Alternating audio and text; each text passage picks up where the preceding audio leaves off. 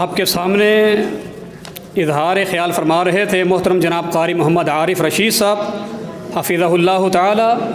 میں آج کے اس پروگرام میں اپنے مہمان خصوصی محترم جناب فضیلت الشیخ مفتی محمد رفیق سلفی صاحب حفظہ اللہ کو تشریف لانے پر ہدیہ تبریک خراج تحسین پیش کرتا ہوں۔ اہلاً و سہلاً و مرحبا۔ ان کے ساتھ تشریف فرما ہیں محترم جناب مفتی محمد ارشاد صاحب۔ میں ان شیوخ کو اپنے ادارے میں جامعہ میں تشریف لانے پر اہلاً و سہلاً و مرحبا بھی کہتا ہوں۔ اب میں گفتگو کو آگے بڑھاتے ہوئے اپنے جامعہ کے نائب مفتی اور نائب شیخ الحدیث محترم جناب فضیلت الشیخ عبد الوکیل ناصر صاحب حفظہ اللہ سے گزارش کروں گا، جن کی زیر صدارت آج کا یہ خوبصورت پروگرام ترتیب پا رہا ہے۔ میں ان سے گزارش کروں گا کہ وہ تشریف لائیں اور اپنے خیالات کا اظہار فرمائیں۔ محترم جناب مفتی عبد الوکیل ناصر صاحب حفظہ اللہ۔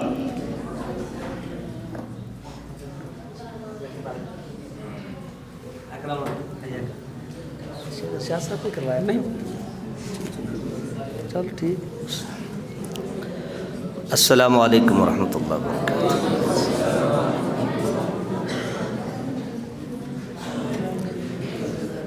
نحمدہ ونصلی علی رسولہ الکریم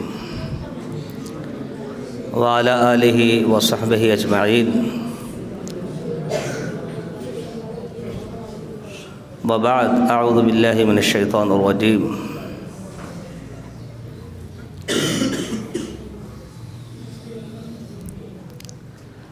ان آمنوا بمثل ما آمنتم به فقد اہتدوا۔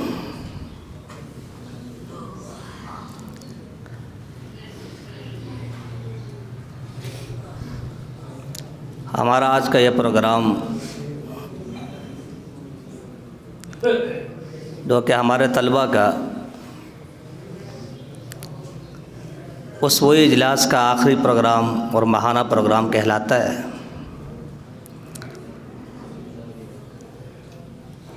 موقع، محل اور وقت کی نزاکت کو سمجھتے ہوئے اس کا عنوان شان ابوبکر صدیق رضی اللہ تعالیٰ عنہ رکھا گیا۔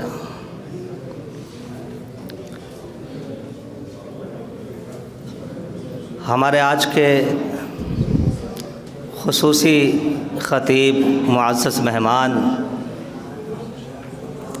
ڈاکٹر عامر عبداللہ محمدی صاحب کو ہم خوش آمدید کہتے ہیں۔ ہمارے مہمان خصوصی مفتی محمد رفیق سلفی صاحب حفظہ اللہ تعالیٰ کو بھی ہم خوش آمدید کہتے ہیں، اور دیگر معزز مہمانان گرامی کو ہم اپنی اس محفل میں خوش آمدید کہتے ہیں کہ جن کے جلوہ افروز ہونے سے ہماری محفل کو چار چاند لگے۔ صحابہ کی محبت دین ہے، ایمان ہے، احسان ہے، جیسے کہ امام طحاوی نے فرمایا تھا۔ صحابہ کا بغض کفر ہے، نفاق ہے، طغیان ہے۔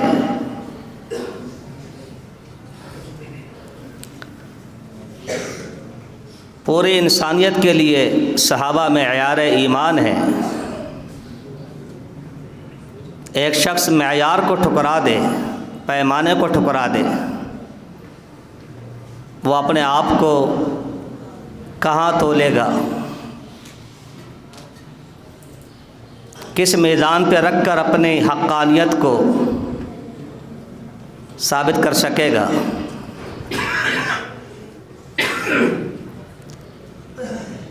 آپ اس کو ایک مثال سے سمجھیں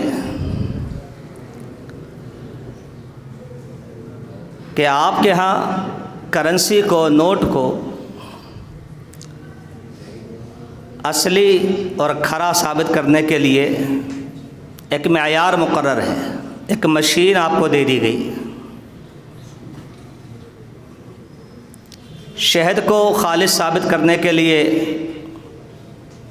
کچھ میزان مقرر ہیں۔ دودھ کے لیے بھی لوگ لکھ کر لگاتے ہیں کہ ملاوٹ ثابت کرنے والے کو اتنا انعام دیا جائے گا، اسے بھی چیک کیا جا سکتا ہے۔ تو اگر کرنسی والا، نوٹ والا، روپے والا وہ مقررہ پیمانے کو کہ جو انسانوں کی طرف سے مقرر ہے،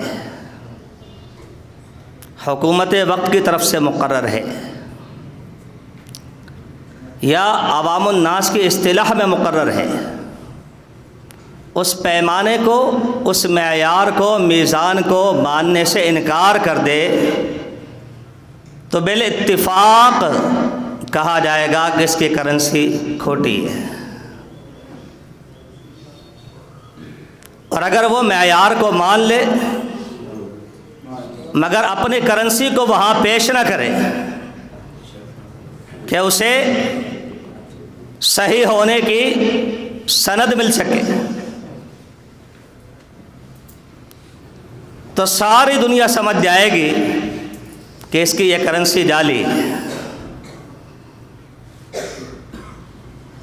تو ایمان کا معیار صحابہ کرام ہے، جو اس میدان کو، معیار کو نہ مانے جو اللہ نے مقرر کیا، اس کے ایمان کی کیا گارنٹی ہے؟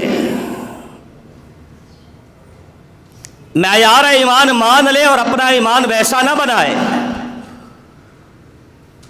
تو پھر اس کے ایمان کی کیا گارنٹی ہے؟ کیا معیار ہے؟ وہ کھرا ہے یا کھوٹا ہے؟ آپ بخوبی سمجھ جائیں گے۔ بات ہو رہی تھی ابو بکر صدیق کی رضی اللہ تعالی عنہ۔ نبی کریم صلی اللہ علیہ وسلم نے ایک موقع پر فرمایا تھا لا غنا بی عنہما۔ لوگ مجھے کہتے ہیں کہ ابو بکر عمر کو روانہ کر دیں تبلیغ کے لیے، اور میں محمد کہتا ہوں کہ میرا ان کے بغیر گزارا کیسے ہوگا، صلی اللہ علیہ وسلم۔ اس موقع پر کہا تھا انما منزلتہما فی الاسلام بمنزلت السمع والبصر فی الجسد۔ جیسے انسانی جسم میں سماعت اور بصارت کا مقام ہے، فرمایا میرے دین میں، میرے اسلام میں، اللہ کے سچے دین میں بالکل اسی طرح ابو بکر عمر کا مقام ہے۔ وہ دین، وہ منہج اندھا بہرا تو ہو سکتا ہے، وہ اللہ کا دین اور محمد کا اسلام نہیں ہو سکتا صلی اللہ علیہ وسلم جس میں ابو بکر عمر نہ ہو۔ ہمارے طلباء نے الحمدللہ بہت خوبصورت اور بڑے اچھے جذبات کے ساتھ ابو بکر صدیق رضی اللہ تعالی عنہ کی شان کے حوالے سے گفتگو کی، آپ نے سماعت فرمائی۔ یقیناً طالب علم ہونے کی حیثیت سے ہم سب کو ہی اصلاح کی ضرورت ہوتی ہے۔ ہمیں اپنے حوالے، اپنے عربی تلفظ اور اعراب سب کچھ درست کرنے کی ضرورت رہتی ہے، اسے بار بار دیکھنا چاہیے۔ علماء کرام تشریف فرما ہے، انشاءاللہ ہم ان کے خطابات سے استفادہ کریں گے۔ میں انہیں گزارشات پہ اپنی بات کو مکمل کرتا ہوں۔ بآخر دعوانا ان الحمدللہ رب العالمین۔